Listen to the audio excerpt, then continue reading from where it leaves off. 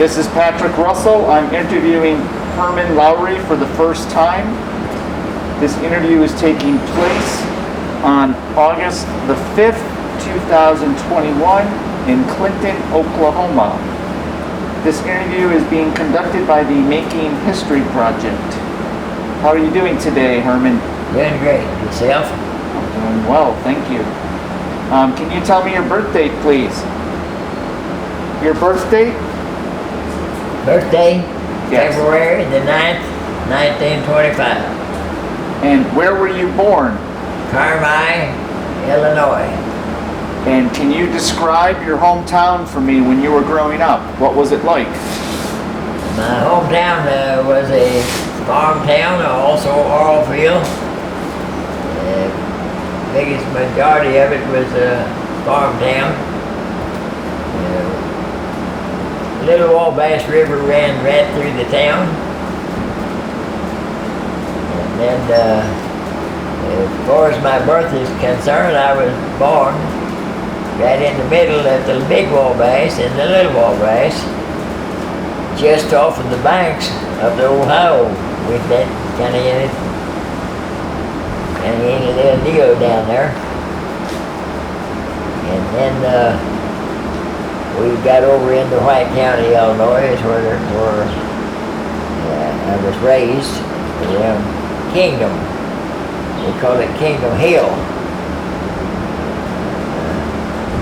My father had TB and stomach trouble, and he passed away when I was 5 years old.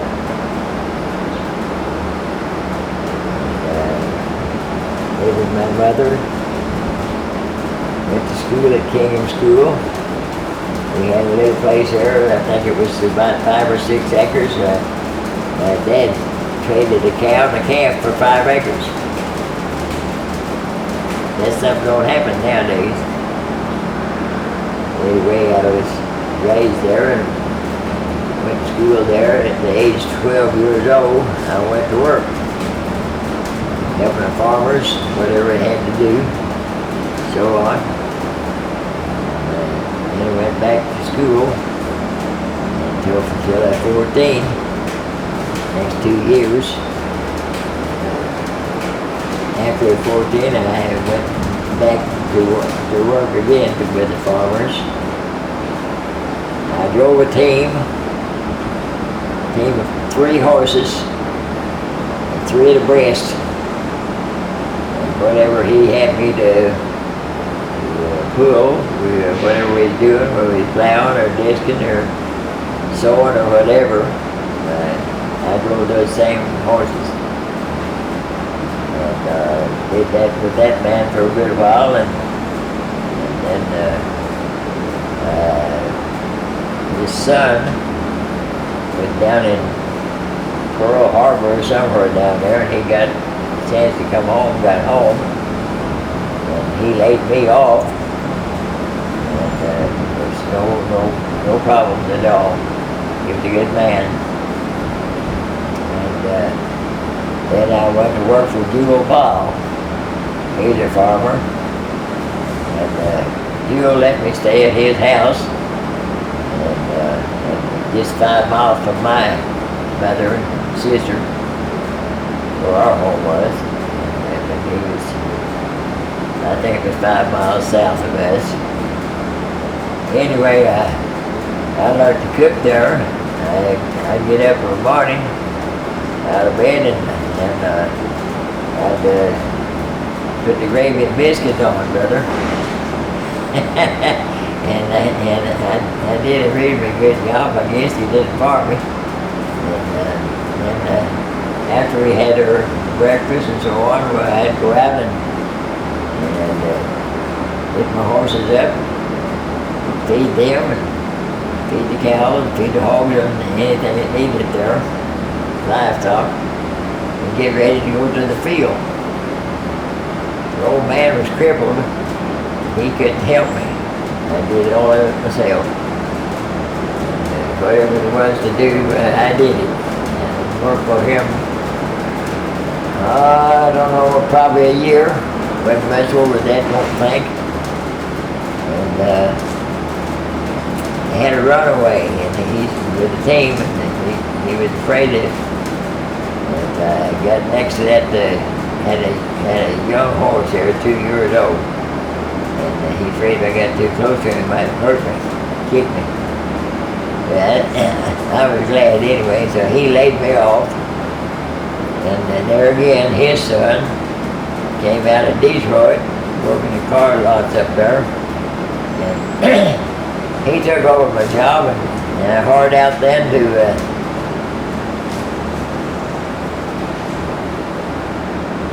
I forgot who it was, Pete Renshaw, I think it was. And I worked for another guy for a little while, but I forgot his name too, but anyway, wasn't with him very long.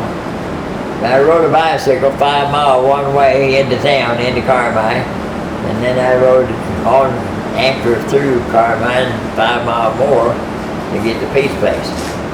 And I do that every Sunday, going home and coming back. And then I stayed through the week with them. And I drove to him also there. Pretty good at driving the team. Got a tractor, got a brand new tractor. He said to Herman, "You got to learn to drive that tractor." I said, "No, you better stay with it." So he said, "Well, why don't you try it?" The field was we plowing corn. The field about a half a mile long, something thereabouts. And I got on that tractor. He said, "Now be careful, get on the other end. Turn before you get to the fence quite a lot." "Okay." "And don't hit nothing." I said, "Okay." So I got the fence on the other end. I got a little too close, and I knocked the headlights off his tractor.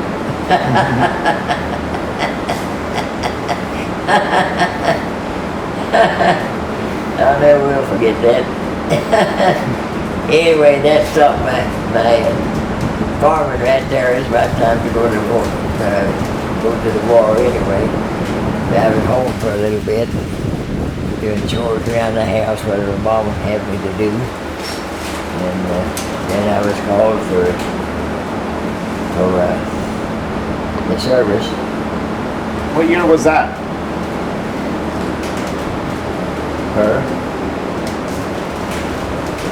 Oh, what year were you called for service? 1943. Okay. Yeah, May 11th, 1943, I was called. I just skip part of it there, but that's right. Induction. How did you feel about being drafted into World War II? I felt like that I needed to get in there and kill somebody. They was killing us, and that's what I wanted to do. I was a good shot. I was a perfect shot. I killed all the hogs in our country. You ever hear of butchering hogs? Back in our country, they had butchered hogs, and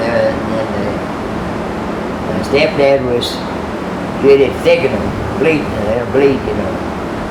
And all the people would bring their hogs up to our house when it come time to have hog killing, and I done the shooting. I killed them all, except one guy. He decided he wanted to shoot him. Harry told him no. Said the kid's gonna do the shooting. Said no, I'm gonna shoot my horse. Harry said, "Well, all right, give him the gun, kid." And I gave him the gun. And he shot one hog, and he squealed. He didn't hit the right spot. He didn't kill him. He had to shoot him again. And of course, Harry stuck him, and then Harry said, "Give the kid the gun, or take that other hog and go home." So, I went ahead and shot his other hog. And of course, they skinned hogs back in them days, you know, and they hung and cut them apart, and they hung the meat into the barn and stuff like that. And anyway, I was inducted, went into campground in Illinois for 17 weeks of basic training, which was the medical corps there. I volunteered to be a machine gunner. said he didn't have any machine gun in the medical corps. So I had to stay at the medical corps then, and then I spent, I think maybe about 6 months, roughly 6 months in Baltimore, Maryland, for giving shots, such like whatever they had me to do. The medical end of it for men going overseas. Then they sent me and 10 other guys from there and down to Louisiana maneuvers, and that's where we put us in the ambulance corps. Into what? Put us in the ambulance corps. What type of, before you get there, what type of medical training were they giving you? What type of medical training did they give you before you went to the ambulance corps? It's odds and ends or whatever. In Camp Grant, Illinois, is the only one where I had any training. And it's supposed to have been pretty good, I guess. But just the odds and ends of if you had a broken leg or a cut on your hand or bandages, what have you, like that. It's just to patch somebody up. Huh? Just to patch somebody up. Yeah. We carried that with us when we got overseas, but I'd have to show how on a broken leg. Is that what you're asking? Takes two sprint. Hopefully push it forward, and hope to get the strain on the foot where you pull it bone back together. Hope that's right. We just had to hope. When we got on the battlefield, we didn't do very much of that on the battlefield. After we got on the battlefield, we'd go to ambulances and let the corpsmen do that out there. All right, so then you went to the ambulance corps for more training? After I was in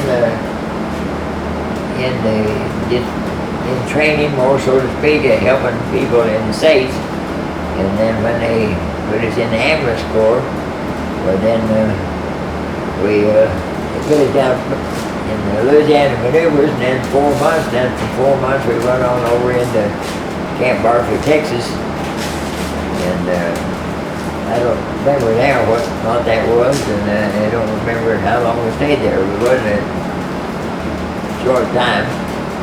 They said that they was training us to drive the ambulances on account of something was going to happen in France, but we didn't know what. They didn't tell us.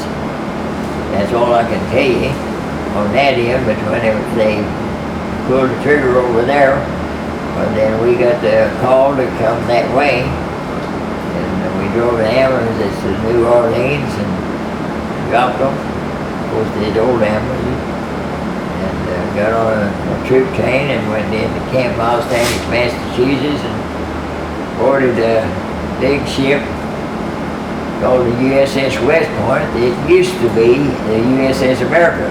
It was the next largest ship in the world. There was only 15,000 that was on there. And from that point to France, to Liverpool, took it 5 days. Went from Liverpool then over another camp there in England. And there said all the ambulances lined up, filled up with medical supplies, and we were waiting for something, but I didn't know what. We got the call then to come to get in and come to the... Do you remember what month you were in England? No, I sure don't. June or May? No, I can tell you, we was in England 12 weeks, I think it was. When you were in England, was this before D-Day? Pardon? When you were there, was this before D-Day? Oh, no. D-Day, they already had D-Day. Okay. So I got landed in France, D-Day plus 36. So you figure that out what it was. I think it was 12th of July. We were still in war zone. Anytime you were bombing and whatever, we was in a war zone. But that was the time that we hit France and landed on Utah beachhead. I drove about 100 yards in water up to the coast of France and following the other troops that was ahead of me.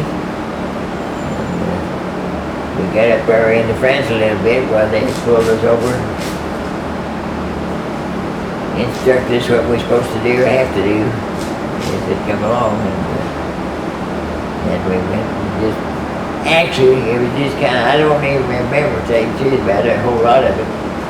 It was actually just getting in the trucks and going a little ways to pick up somebody, you know, or they maybe the corpsman had them there and loaded them in our trucks, and we took them back to the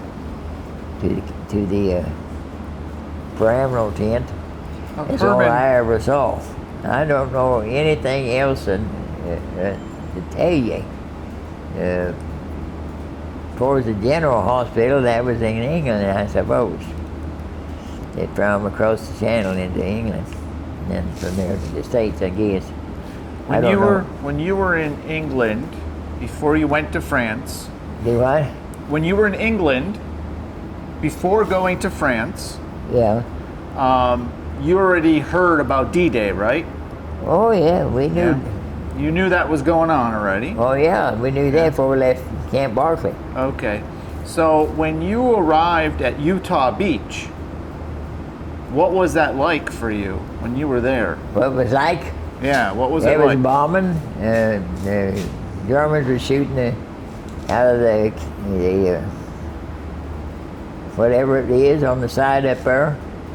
I forgot what you call it, siege lines, I think, or something like that. And that might have been in France, I'm not sure of that either. But anyway, they're shooting back and forth, you know, and bombs coming in, and planes going over, dog fights, all that other, tanks around here and there. We didn't stop. We didn't have time to stop. We had to get up out of the way before they blew us up. But we did lose one company, I'm sure of that. And then maybe, I just don't know, maybe I have to be a guess. Maybe they got them too, I don't know. Don't remember seeing them. But when you landed on Utah Beach. Yes, sir. What was it like for you to see that? What was it like? Yeah. It was like a bunch of water about 100 yards from here to that church or further, and I drove off into the English Channel and up on the coast of France. It was smooth there. Mm-hmm. And whenever we drove in, it was kind of maybe a little bit of a slope or something other, and we drove up over that slope and right on over into France. Was Utah Beach littered with like broken equipment, or was it cleaned up? Yeah, the equipment was under the water, or else they'd already cleaned it up. But the 3,000 or 3,500 people that the Germans murdered was already gone. And I didn't see them. And did you have any type of an emotion when you landed on Utah Beach, knowing what happened there? When I landed on Utah Beach, it's just like landing right now. We just kept driving. We followed the convoy, which is my convoy, when I was in. And where did you go from Utah Beach? How far inland did you go? We drove right on into France. Just right on up the road, just like driving up a road here. And they had the Germans was on the run. I never saw a German in that area. And I saw where they'd been, it's for sure. They shot all the animals they could shoot. And then they shot one of our guys. I've seen them hanging up in a tree, or where they put a rope around them to tie them up on a tree, and then they'd put a bomb under them and expect somebody to come along to take them down, and they would get blowed up. There was a lot of bombs in that area. But the Rangers had come along before us. I was in the medical corps, sir. I was in the medical corps. The medical corps does not have any guns. I was there to save and not kill. But if you're in a convoy, I can't just get out of the convoy. You know, you go wherever they tell you to go. So that's what we did. I bypassed, when I say I, it was my company, and I can't account for them, but me and Lewis sat right there and I was driving. And Sergeant Vanderhoff is our top sergeant, staff sergeant, and he was ahead of us in a Jeep. And had to follow him. And what unit did you belong to? I belonged to the 417th Ambulance Company. At that time, I don't know what army it was. I'm going to guess it's probably 8th Army, I don't know. Might have been the 9th, 8th or 9th. And what was your highest rank in Pardon? What was your highest rank in the Army? I was a T5. That was the what do you call it? The it ain't a DOT, but it's a number that they have, and that was the highest rank that a ambulance driver can go. You can't go no higher. You're an ambulance driver. You're an ambulance driver. Got it. Yeah. And I wasn't a captain. I wasn't a sergeant. I wasn't anything else. I was a T5. There's a T right there, and it's the same as, nearly the same as a line corporal. And would your ambulance corps move from army to army depending on where you were needed? Was it what? Did your ambulance corps move from army to army as you were needed? As we was leaving. As you were needed? Oh, as we was moving? This is what happened.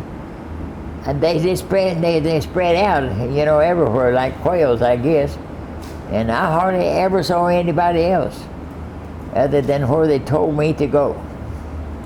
That was my business. If the wounded was over here or somewhere, they'd send us to the line, right on the line. What do you call it? The front line?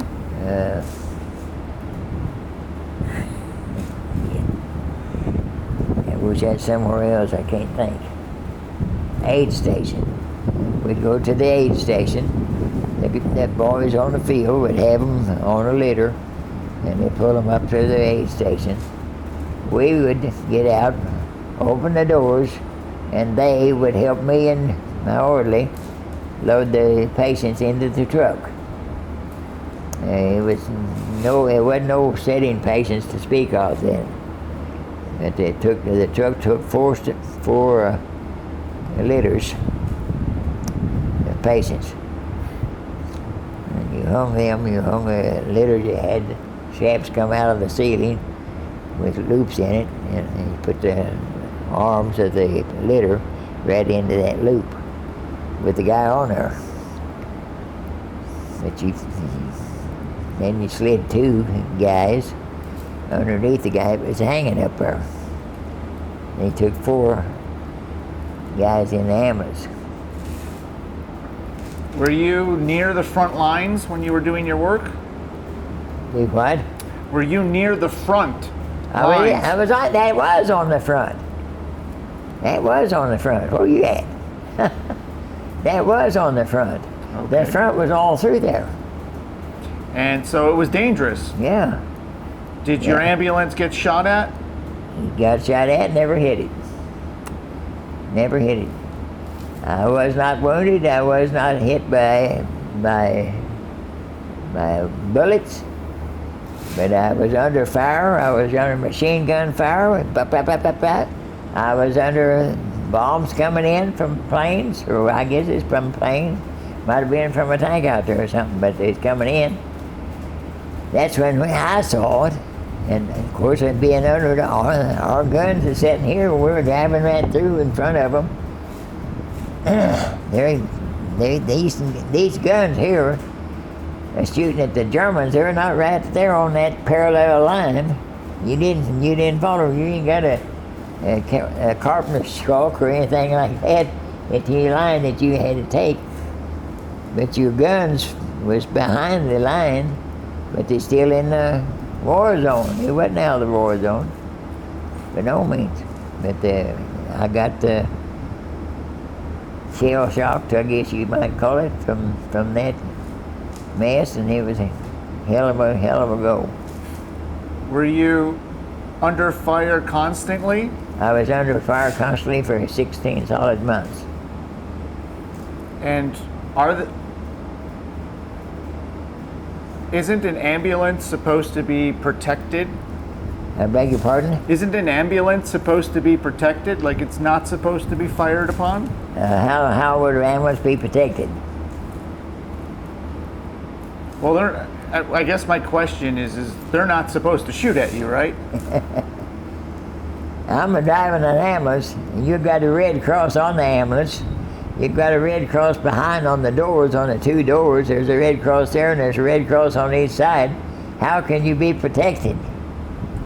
But they're not supposed to shoot at you, though, right? Yeah, but they did, didn't they? Okay.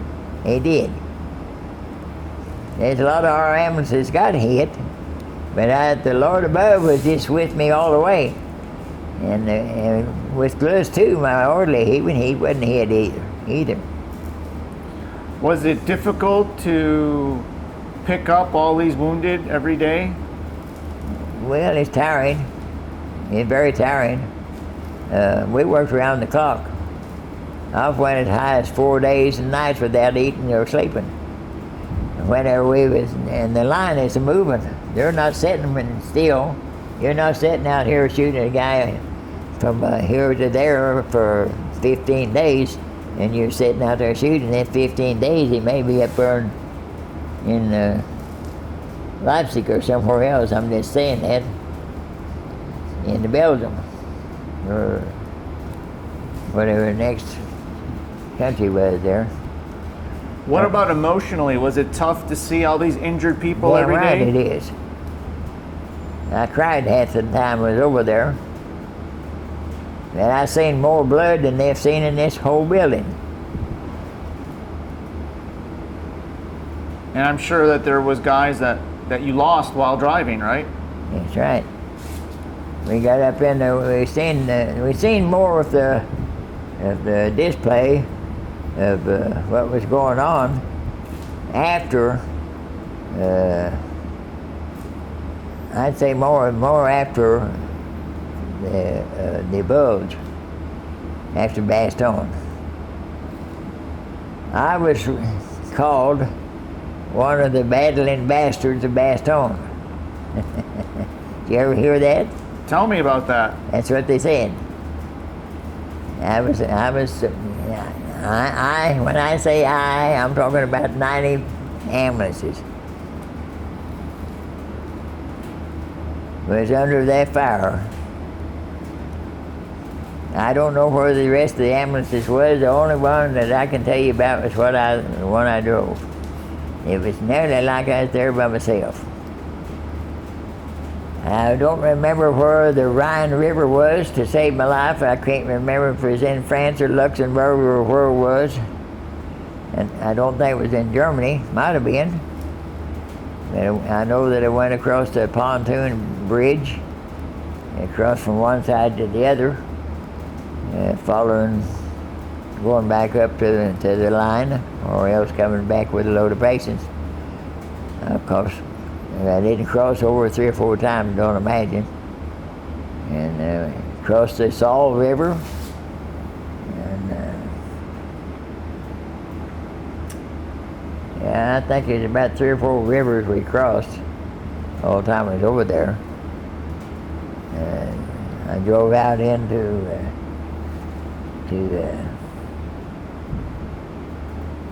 after Bastogne. I'm going to say we got after Bastogne, Patton called our company and had us to go for 30 days on relief because we had been on the line for 16 months. I believe that's the way it was. And during that 30 days, well, he let us go into Holland. And we went in Holland and just played around over there and what have you. And met a nice girl and so on, and met the family. And all that done, we went back to the camp where we bivouacked. Everybody's bivouacked. We might have been over there in Holland 5 days. I don't remember now. But we went back to, if I remember right, I think I mentioned the town a while ago. I forgot now. But anyway, we went back to where our company was bivouacked there, and we just did whatever we wanted to do till rested up. And we'd go into town once in a while. Why I can't remember that town, don't know. But me and another guy walked in town biggest part of the time, and I don't know, probably 4 or 5 miles, and then 2 MP boys in a Jeep got acquainted with us. They'd see us walking, they'd stop and pick us up. So they'd take us into town, and we'd waddle around in there and just kill time, what have you. And might spend the night, maybe didn't, and maybe didn't. One of them kind of deals.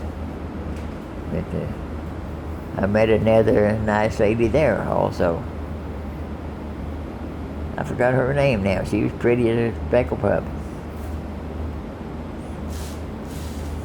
She was 30 years old, I recall. I think she seemed like she was 10 years older than I was. But anyway, neither here nor there. And anyway, George, he called us back to the front.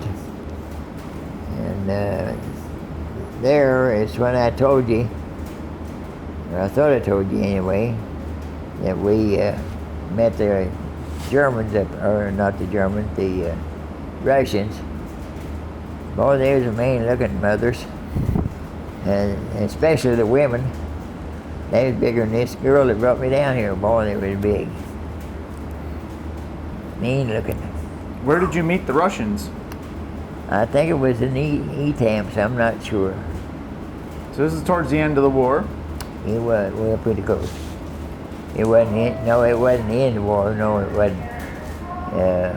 It's right outside of Berlin, and the Russians took the Berlin area, however it goes. And Americans on the left side, I guess. I don't know where it was, but anyway. They sent us then back down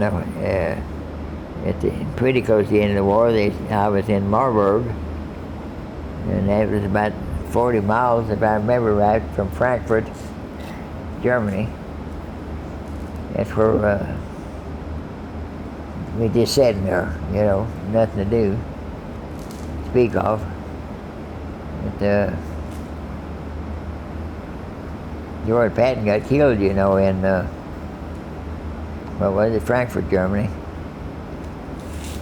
It was just about 40 miles from where he was, where he got killed. 6x6, big truck, ran over him and his Jeep, killed him. And then that's when I guess the wheels is getting their minds together what we're going to do. That's where I had to stay for cleanup.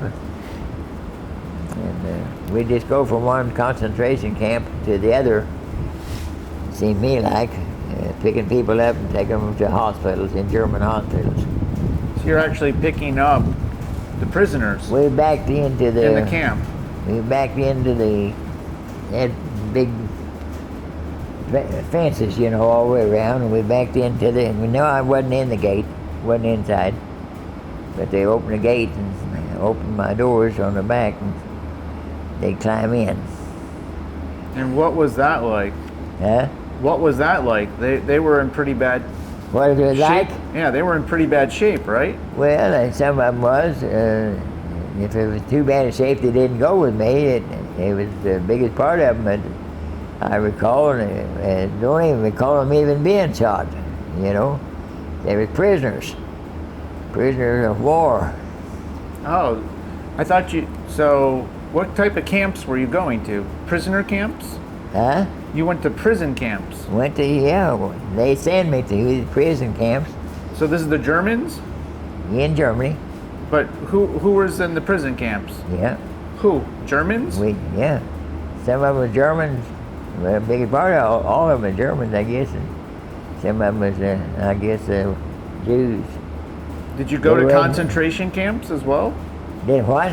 Did you go to any of the concentration camps? I did not go into it, no. But did you pick up people at the concentration? I backed my truck up to it, and then they loaded them up. How were the Jewish They people? walked in. They climbed up in the truck, sat down. 7 of them. And they were still wearing their tattered uniforms? Sure, they're in uniforms.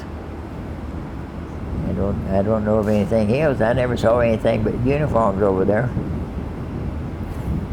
I And- never saw a stripe over there on the American side. I couldn't tell you a captain from a general. They didn't show what they was. They didn't show stripes.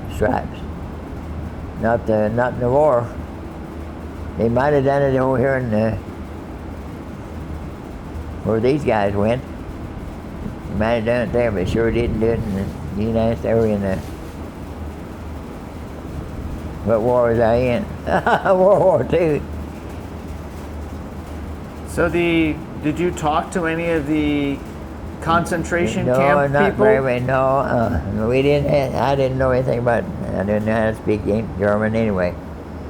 No, we didn't have time to talk, visit.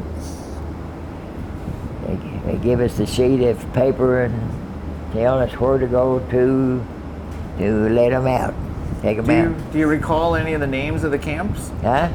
Do you know the names of any of those camps that you visited? I'm not hearing you. Do you know the names of any of the camps? No, I do not. Sure couldn't tell you that to save my life.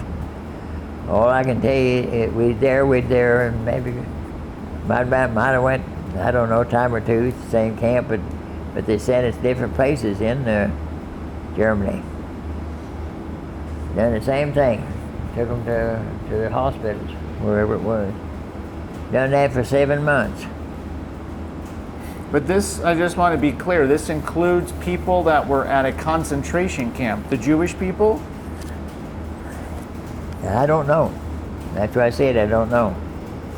It could have been Jewish, it could have been German. Had to be. It wasn't Americans.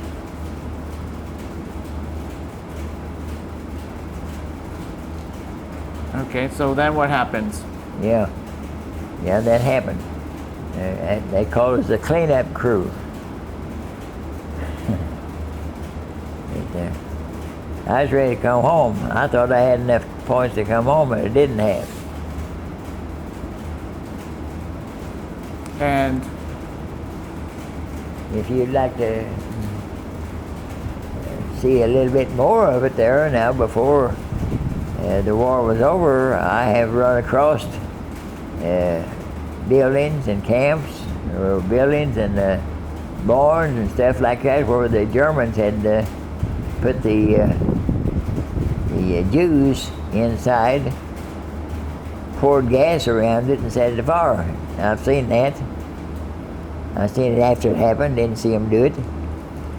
The smoke and stuff was still there when we come up on it. That was before the war ended. I've seen where they took a caterpillar and dug a slit trench about from here, the other side of that truck, or where your truck or car is sitting down there, and they lined them up along that trench, poured gas on them, set them afire, and then shot them, let them fall over in that hole. They were cruel, cruel, cruel people. What was tougher on you, seeing that or seeing the Well, soldiers that you had to pick up that were hurt? What was what? What was tougher for you, the cleanup or picking up your soldiers during combat? Oh, what would I rather do? It didn't make any difference, you know. By the time I got up there, you know, blood wasn't nothing to me. You getting shot didn't bother me. So you got used to it, numb to it. Yeah, I got used to it. We stopped one time. I forget where it was. I don't know where it was. But we stopped along the road and they was having supper, and I got out and asked the people if we could have supper with them. Said we could. Get in line. So we got our mess kits out and got in line with them and just having hamburgers. I never will forget. I was starved to death. They sat down over there in kind of a little hump-like place and sand all around, dirt, and sat down there to eat. And here come a guy, said, "You want some ketchup?" And I said, "Yeah." They poured ketchup all over top of my head. That was the wrong thing to do. Or it made me sicker than a bear. Right there. Looked like blood. While we was there, and I still had my lunch. No, that wasn't a time. It was another time. And we stopped and we were having lunch with them, and it's Sandy. And this guy from either New Mexico or Texas, somewhere down in there, he's a smart ass. Excuse me for saying that. And he's making fun of us being ambulance drivers, so he's kicking his feet up and running through us while we're sitting there. And he got dirt in my mess kit. I told Gus, I said, he got dirt in my mess kit. He said, well, he won't do it no more if he comes back through here. And here he come. Gus jumped up and grabbed him and watered him to the ground and bit the bottom of his ear off. Got a hold of his ear, bit the bottom of his ear off. He squalled like a monkey. Blood squirted everywhere. And I said, maybe we better go. And he said, yeah, I think it'd be a good idea to leave here. That's just one of those things that happens. And there's lots of times, lots of places where we stayed all night, stayed all time. One time in a barn. Hay, old dirty hay and so on, but we was tired and sleeping. And I think seemed like it's 2 or 3 other guys come in that barn that night or whatever it was. I know we stayed all night. We put the blankets down and then we put the hay over the top of it, crawled underneath it and stayed all night in that old barn. And anyway, that's just one thing that happened. After the next morning, we'd get up and get in our truck and head on down the road. Just continuously, it's just like these guys hauling gravel out here. Wherever they go out to the pit out here and load up the gravel, and they come over here and they dump it over there. And it's just back and forth every day. It's just about what we did.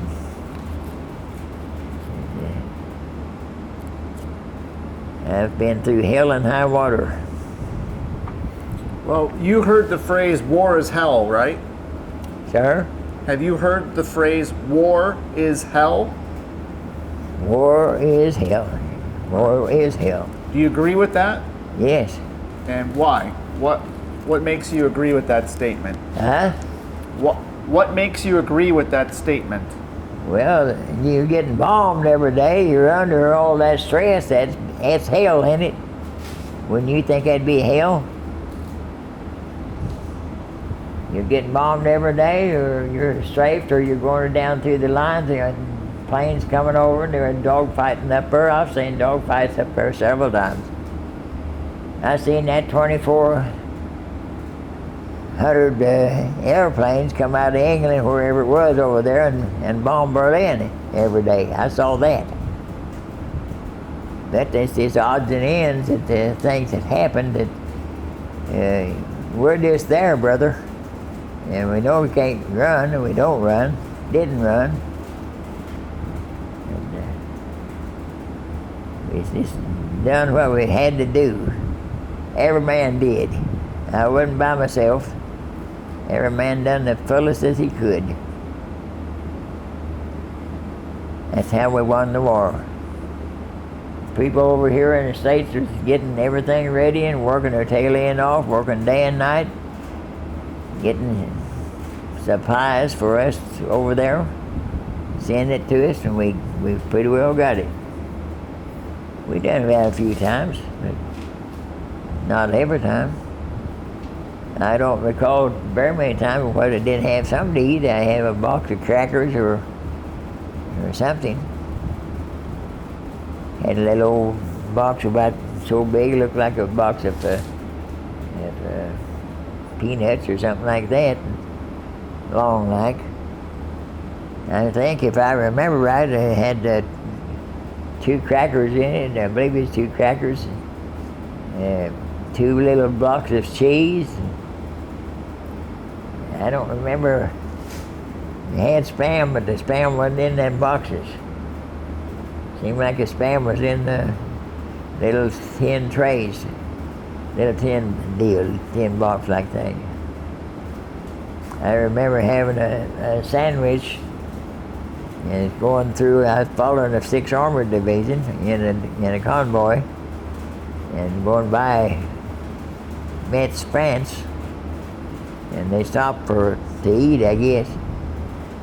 I know that I had, the guys come by with me, a Spam sandwich, and handed me that sandwich, and I had that for Christmas Day, for Christmas dinner. Spam sandwich? Yeah. Yeah. How did that taste? Yeah? How did that taste? How'd it go? Yeah. It went down here. But I ate it. Did it taste good? Well, sure. Yeah. We ain't had nothing to eat for no telling how long. Yeah, we didn't get to carry it with us very much. We'd eat it as soon as we got it. Yeah. But it was a war that I have forgot. I've seen a whole lot, but I've just forgot it. Intentionally? And thank God. Intentionally, you forgot it. Like you want to make it. I forgot some of it. Yeah. I cry a lot. I still cry. I don't know why. It just comes to me, I guess. I don't watch war pictures. I see it on the show occasionally. Excuse me.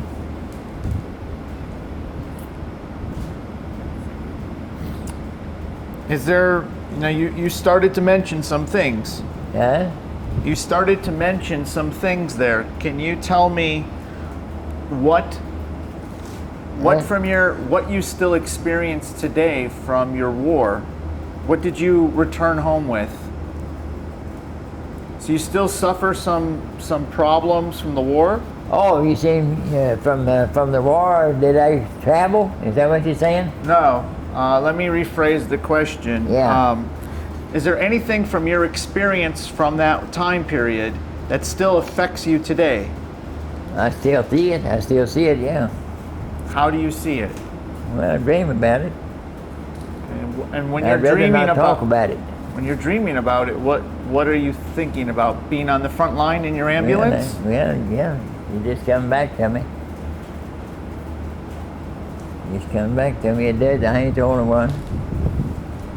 I don't know how these guys over here, where they fought the Desert King or Desert Storm or whatever it is, in Vietnam and so, I don't know how they managed. I don't have no idea. We didn't have helicopters, it's for sure. It'd been wonderful, I guess, we had it. So, when did you start first having nightmares? When the what? When did you first start having nightmares or dreams about the war? Oh, I dream about them off and on. Just, if I see something that takes about it, I think about it. But is this something that started when you first came home? Oh, no, I think about it all the time. I've thought about it ever since I got out. It's just one of them things, not continuously, But I might think about something. And it still makes you cry to this day? Yeah, a lot of does. A lot of stuff does. If you're out in the middle of a pasture and some guy comes along and starts mowing people down just for the hell of it, would you think about it?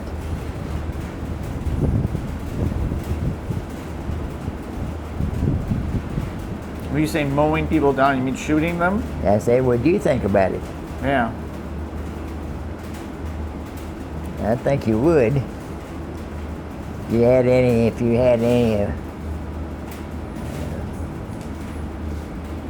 what do you say?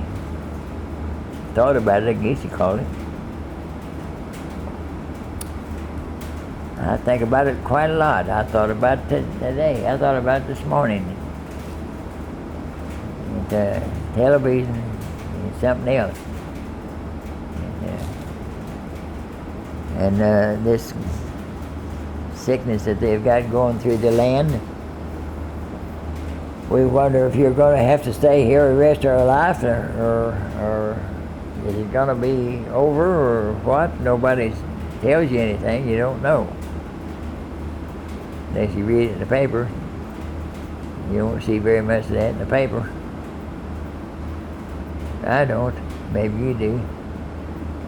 I look for RVs to buy. I want to buy an RV some of these days, and I want to go home, see my friends up there. What I got left, we ain't got no friends left, don't guess. I got 3 nieces in Grayville, Illinois, 2 nieces in Grayville, Illinois, and I got a nephew in Enfield, closer to Carmi, out in the country there. And that's on my sister's side.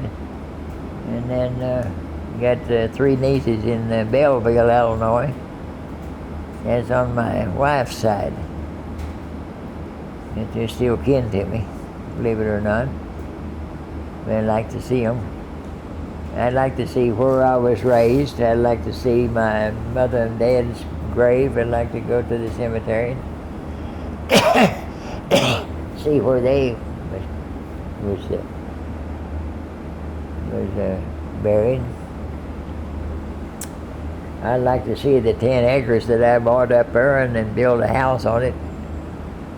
And then had to sell it because work come along, there was no work, and I had to come back to Texas. I'd been down in Texas working Orville.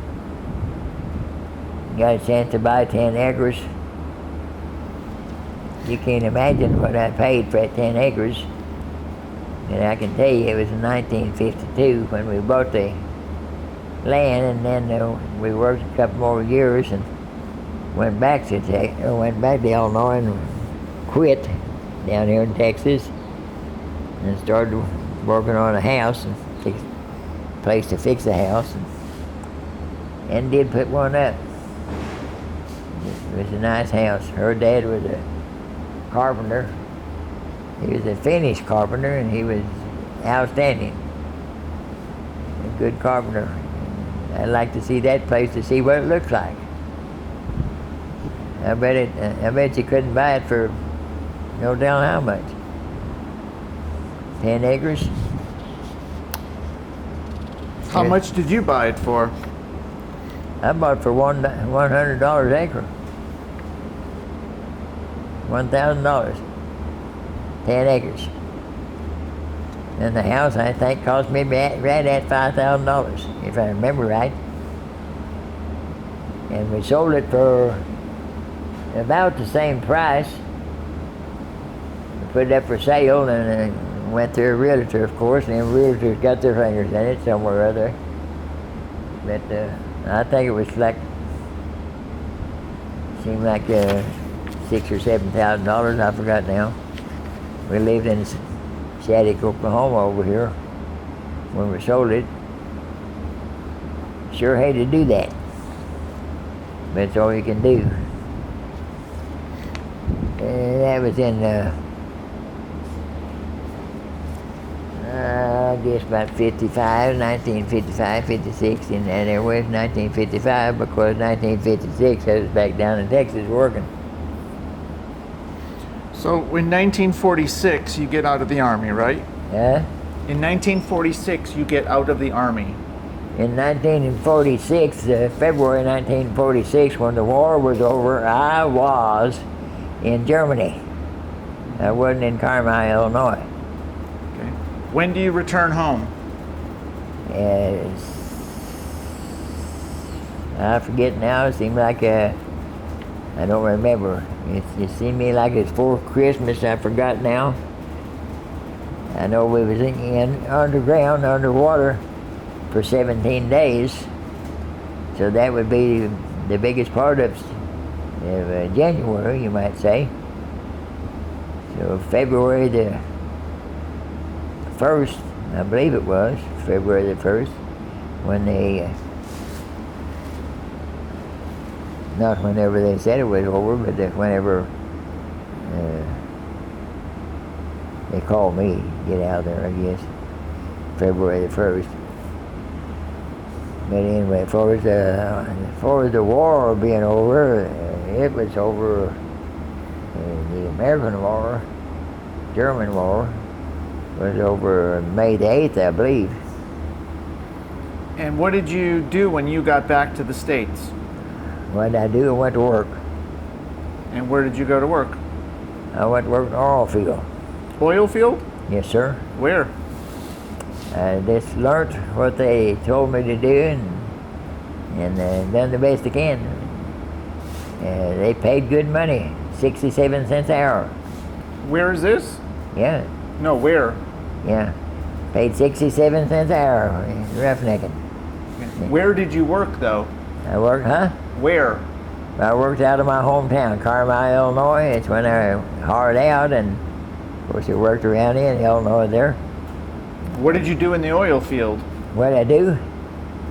I started working derricks right off. I done a little bit on the floor, and then I started working derricks when it come time to make a trip or something like that. Where I was in the derrick, pull the pipe back and run it back in the hole, and done the same thing in Texas. In Illinois, looking at an Illinois drilling rig up there, and if you had the same thing in your mind coming down here, it looked like a water well rig. Inside of them big rigs you got down here in Texas. I also worked derricks there. How long were you working in oil fields? 46 years. I started working roughnecking in an oil field in my hometown there. It's where I hired out there. Didn't work there. Worked Florida, Illinois. But the 3rd day of October 1948, I started roughnecking.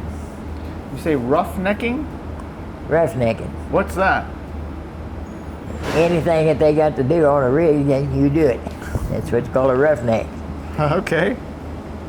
Anything but grill. Got it. Yeah. And you did that until you retired, I guess. Huh? You worked on oil rigs until you retired? No, I didn't. I worked, I don't know when I did start. Let's see, let me think.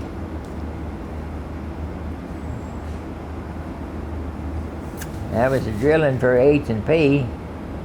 That's Helmets and Payne out of Tulsa. Running daylights. And the rig went down. Didn't have no work. I went around to 2 or 3 rigs and seen a friend, and he said, "Herman, the guy was here the other day, knows you, said to tell you to call him." said, what's his name? And he said, Sonny Oral. Said, he's pushing over on that other rig. So I went over there on that other rig and walked in there, and he was a ruffian. He was sitting there drinking beer and smoking and had his feet propped up like you had there on a desk, about so high, and that thing was just plumb full of paper trash, I call it. I said, how's a man go about getting a pud like you got, Sonny? And he just went through like this, picked up a card and threw it to me. Said, call this number. That was on a Friday. I don't know what time, the daylight hours. But I went home and I called the number, and it was Brockman and Associates out of Midland, Texas, who had called. Well, no, I told him I need to work, need a job. I said, what can you do? And I said, I can do anything you tell me to do. I've been there. And he said, well, if you got a car or a truck, and I said, yeah, I got a 4-wheel drive, Chevrolet. Well, you get in that Chevrolet first off.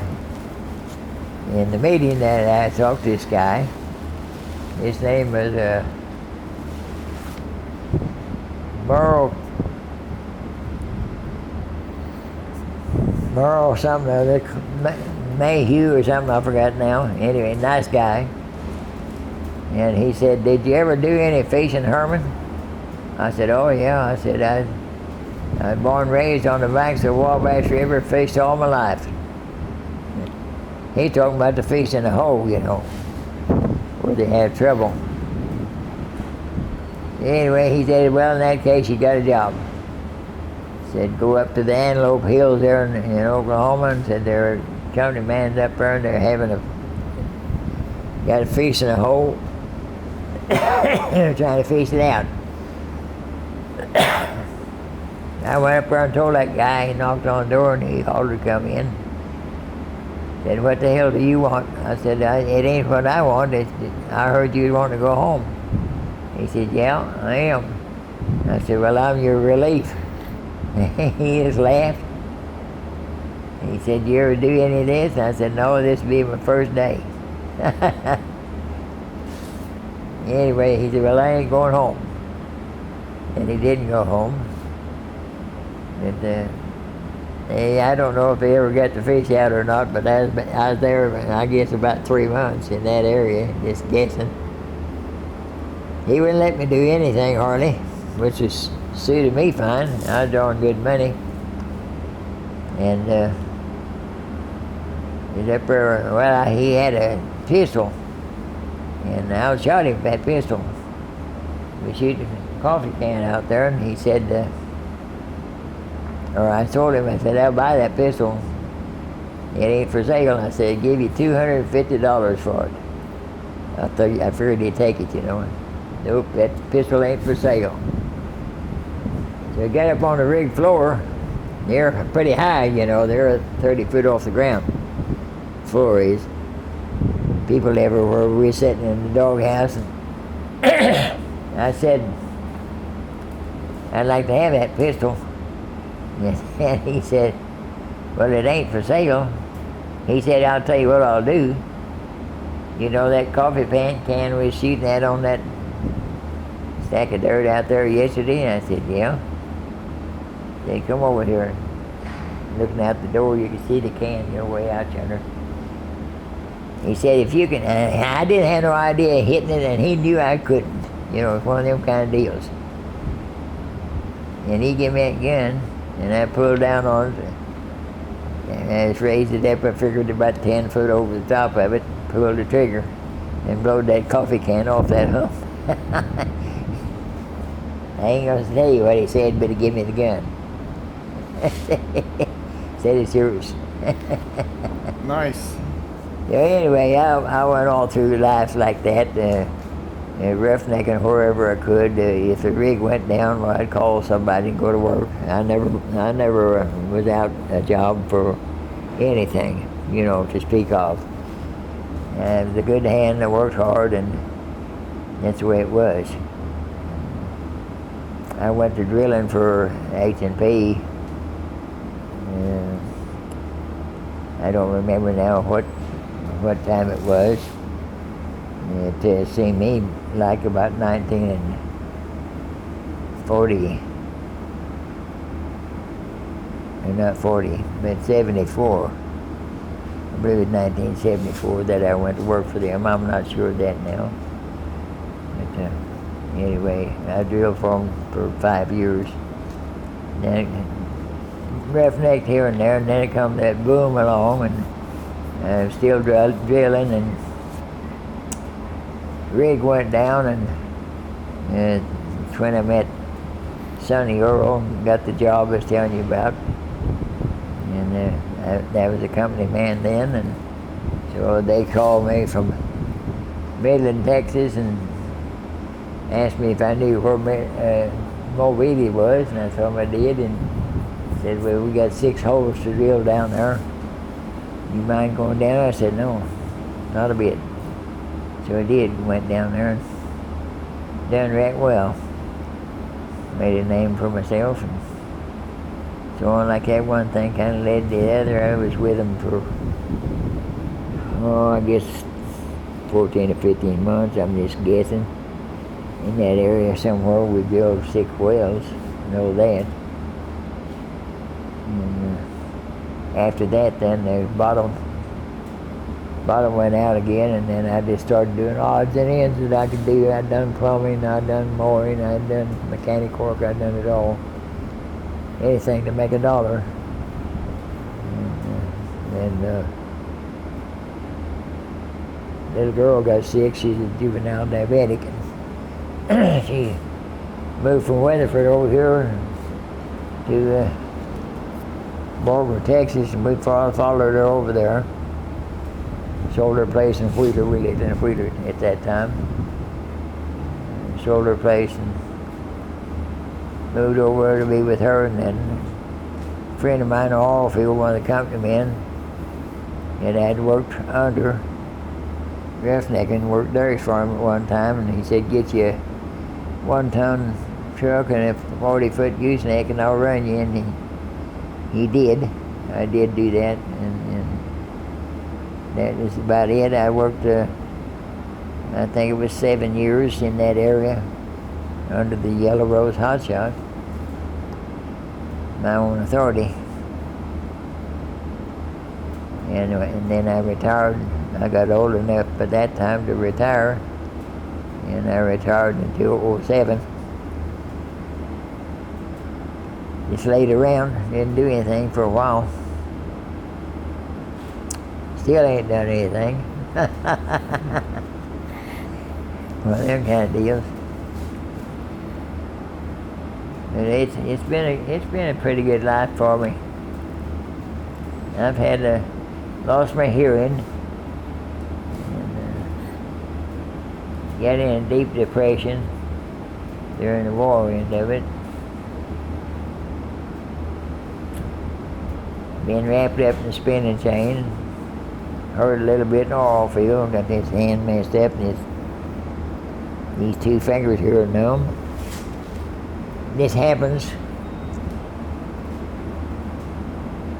They run me, they just push me in the, pick me up to put me in the bathtub here in this place. And 2 women had me naked, getting ready to put me in the bathtub.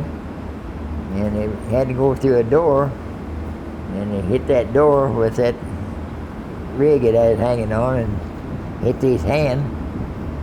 And they thought that was funny. They backed up and pushed up there and hit it again. Had me hollering like a monkey. But them 2 fingers are numb right now just from this property right here. But I don't hold a grudge. I try not to. I like awful well to go back home and see some of my stuff, like I told you, and hopefully come back and get back in here. Okay. How long have you been here? Been here now. I came in here the 5th of June last year. So it'd be last year, and after the 5th year, it'd be a year, and from June till now. In July, August, September, October, November, be June, July, and August. That's all. I guess that would be what? 12, 14 months? It's how long I've been in here. Got a lot of friends in here. Biggest majority of them are nurses. It's all you make contact with here to speak of. I know the lady that filled out an application for me to come in here the first time.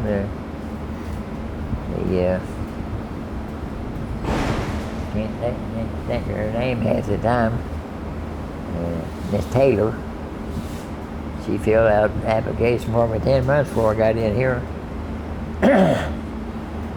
I got wrapped up down in corn over there. My wife was in there, and I was in the apartments, and I kept getting into these wheels down here with a walker. I'd get up, I had to go in to use the restroom. It's real close, so I could go into this, and then I could get up with a walker, walk back and forth to whatever I needed. And I'd get the walker hooked up with the wheel down there. And yeah, but I done it one Friday evening, and I made it through Friday, Saturday, Sunday, and Monday. And dang if I didn't do it again on Monday. Same thing. That's that I sat down sat down on my legs. I didn't think this. I thought I was going to break them both. But I had a deal around my neck, punched that thing, and they come and picked me up, put me in the hospital there. I told them, I said, I don't need to go in there. I just need some help to get up here. They didn't listen to that. They put me in the hospital for 45 days.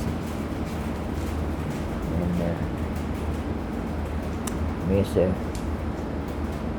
Miss Taylor had a friend down there in the personnel department, and that lady's real nice. She called Miss Taylor. And Miss Taylor had one of these buses come down and pick me up. Put me in here. That's kind of the story of my life. Okay. Is there And I know I apologize. It just wasn't a very good story. No, it was. It was a good story. Is there anything you would like to tell future generations? Any wisdom or words of advice? Right now? Mm-hmm. For the life that I've lived? No, like, what would you like to tell future generations? Yeah. Something. Yeah, I would. What would you tell them? I'd like to tell them to go to school, get all the education you could, just keep it going if you can, whatever it is you get a job, do the best you can, be honest, tell the man the truth, don't ever lie, and do the best you can. Go to church and listen to the Lord. I wanted to learn to sing. I wanted to learn to play the piano. I got 2 pianos when I was down there at Corn. Bought them. Piano teacher from Surrey, Oklahoma over here come up there. Showed me how to pick at it. And I sang. She thought I was a whole lot better singer than I was going to be a piano player. And she said, taking your glasses, she said take thank you very much. She said it'd take about 10 years to be a good piano player. And I said, well, guess I'll never ever learn how to play piano then. But she became a very, very close friend. Her husband, they go to the First Baptist Church down there in this area, Oklahoma, and her husband is the song director, song leader, and he sure can sing, brother. And they come and visit me a time or two. When I was up there, if it wasn't for how things are here, they'd be here. I don't sing. I don't know anything about music. I can't sing with the piano. The piano has to follow me. That's what I tell them if they want me to sing, and you just follow me and we'll sing her. And that's the way we do it. And I know the old songs. I don't know all of them through, but I know the biggest part of the old songs that I call old Baptist hymns, some of them. And a lot of them, people all over the world goes by the Baptist hymns. And it's enjoyable. But I'd like to. I wanted real bad because the time's catching up on me so fast. Years is, and I wanted to get me a RV, and my dreams were to learn to sing and go around to these little churches and sing for them. That's what I wanted to do. Well, there's still time. Yeah? You got to get yourself healthy. Yeah. You can do it. Yeah, yeah. Well, Herman, Yeah. I want to thank you. I can sing Amazing Grace, a little bit of it, not much, and I can just sing a little bit of nearly everything. Amazing Grace, how sweet the sound that saved a wretch like me.